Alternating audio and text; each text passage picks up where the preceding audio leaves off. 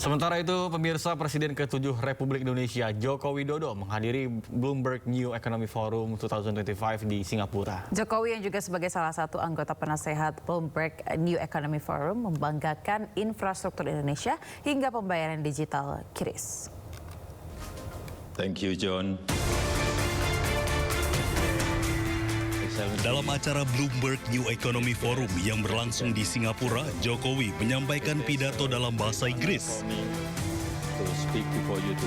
Awalnya, Jokowi bercerita tentang apa yang telah dilakukan selama 10 tahun memimpin Indonesia. Dalam pidatonya, Jokowi mengatakan Indonesia membuat perkembangan yang pesat dalam membangun infrastruktur digital, memimpin pusat data, dan telah meluncurkan satelit baru untuk memperluas jaringan digital. First, it is because infrastructure provides the foundation for connectivity, data flow, and technological integration. It is the best backbone that makes the intelligent economy run. And second, with the right regulations, this ecosystem can grow stronger and faster, allowing innovation, technology, and entrepreneurship to thrive together. There will be a big Selain itu, Jokowi juga membanggakan beberapa marketplace yang lahir di Indonesia serta sistem pembayaran QRIS. Tim Liputan iNews melaporkan. thank you. Pemirsa, dua guru wanita yang hendak menuju sekolah menjadi korban jambret di Jalan Raya Bojongnangka, Kabupaten Bogor, Jawa Barat. Motor korban dipepet pelaku hingga terjatuh dan tas berisi barang berharga dirampas.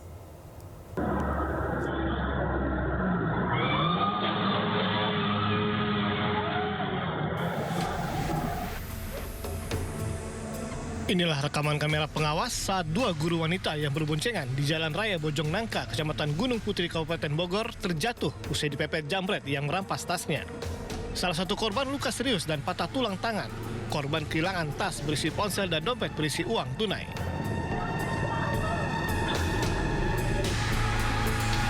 Awalnya korban hendak menuju sekolah di arah Gunung Putri.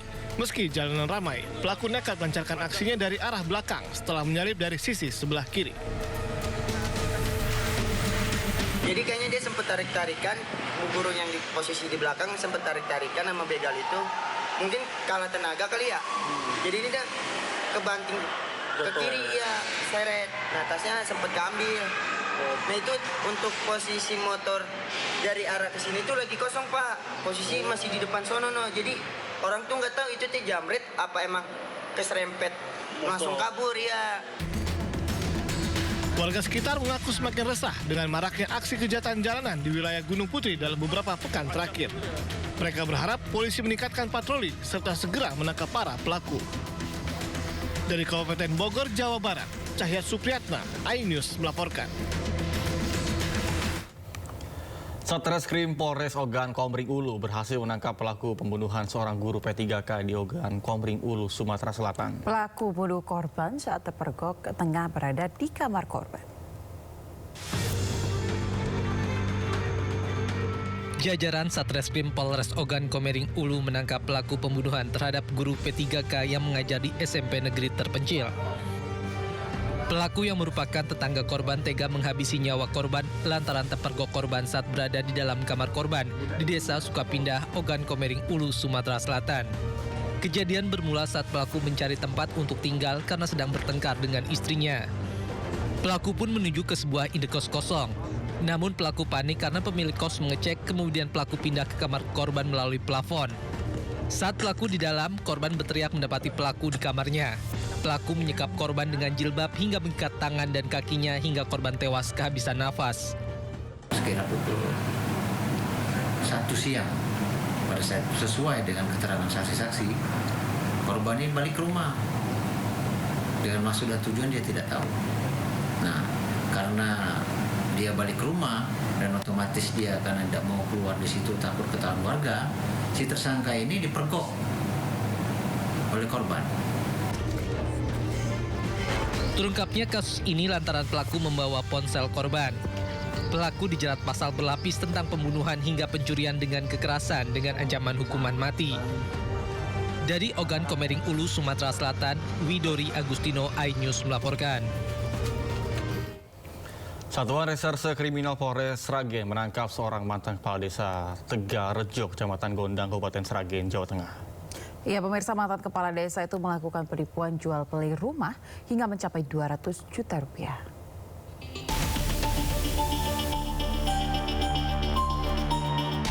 Seorang mantan kepala desa Tegarejo, Kecamatan Gondang, Kabupaten Sragen, Jawa Tengah melakukan penipuan hingga mencapai 200 juta rupiah dalam jual beli rumah. Awal kasus ini bermula setelah korban warga Sambirejo, Kabupaten Sragen menghubungi pelaku untuk mencarikan sebuah rumah. Pelaku berdalih memiliki teman pengembang rumah hunian di wilayah Kecamatan Karangmalang, Kabupaten Sragen. Kasus terungkap saat korban yang telah melunasi pembelian rumah senilai 200 juta rupiah kepada pelaku, namun tidak bisa menempati rumah. Pelaku mengakui uang korban tidak diberikan kepada pihak pengembang, namun untuk membayar utang dan keperluan pribadi. Ini telah memberikan beberapa uang kepada saudara S, senilai total kurang lebih 200 juta rupiah. Korban ini merasa sudah melunasi apa yang menjadi kewajiban untuk membeli rumah tersebut. Namun setelah di perjalanan, korban mau menempati atau menguasai rumah yang seperti yang sudah disepakati oleh dengan saudara S dari awal, ternyata tidak bisa masuk. Atas perbuatannya, pelaku terancam hukuman 4 tahun penjara. Pemirsa, Komite Nasional Keselamatan Transportasi melakukan investigasi terkait dengan pesawat jatuh di Karawang, Jawa Barat. Ya, petugas mengumpulkan data teknis mengenai kondisi terakhir pesawat sebelum jatuh. Jadi subscription juga kalau bisa. Iya kalau bisa. Komite Nasional Keselamatan Transportasi KNKT menyelidiki jatuhnya pesawat komersial GA Airfan dengan nomor registrasi PKWMP di area persawahan Desa Kertawaluya, Kecamatan Tirta Mulia, Karawang, Jawa Barat.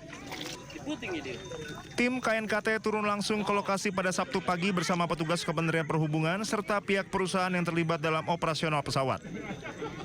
Petugas mengumpulkan data teknis mengenai kondisi terakhir pesawat sebelum jatuh dengan meneliti sejumlah bagian penting pesawat mulai dari kokpit, baling-baling depan, sayap, hingga interior. KNKT menyerahkan proses evakuasi pesawat kepada maskapai Wise Air. Manajer Pelayanan dan Keselamatan Wise Air, Agus Nugraha, menyampaikan evakuasi pesawat belum bisa dipastikan waktunya karena masih menunggu hasil pemeriksaan lanjutan dari pihak asuransi dan otoritas terkait. Udah tadi nerbangin drone? Sudah. Karena kami menunggu dari timnya mereka. Kami sudah kirim foto, kita sudah kirim data-data semua. Tim lah mereka yang akan menentukan. Jadi kami hari ini masih tetap berada di sini untuk menunggu dari teman-teman dari asuransi. KNKT sudah menyatakan pesawat ini dalam tidak layak terbang. Berarti pemeriksaan KNKT udah selesai juga hari ini? Pemeriksaan KT secara fisik, Pak. Secara fisik sudah cukup. Sudah cukup? Ya. Tapi untuk selanjutnya kan mereka akan meneliti kenapa ini bisa terjadi. Bukan siapa yang salah, tapi kenapa ini bisa terjadi. Pasti ada sesuatu yang harus diperbaiki. Dan hasil akhir dari KNKT bukan menyalahkan, tapi memberikan satu rekomendasi untuk perbaikan ke depannya seperti apa. Hasil penyelidikan lebih lanjut diharapkan dapat memberikan kepastian mengenai faktor penyebab jatuhnya pesawat, sekaligus menjadi dasar bagi maskapai dan otoritas penerbangan dalam menentukan langkah berikutnya. Dari Karawang, Jawa Barat, Rudi Setiawan, iNews melaporkan.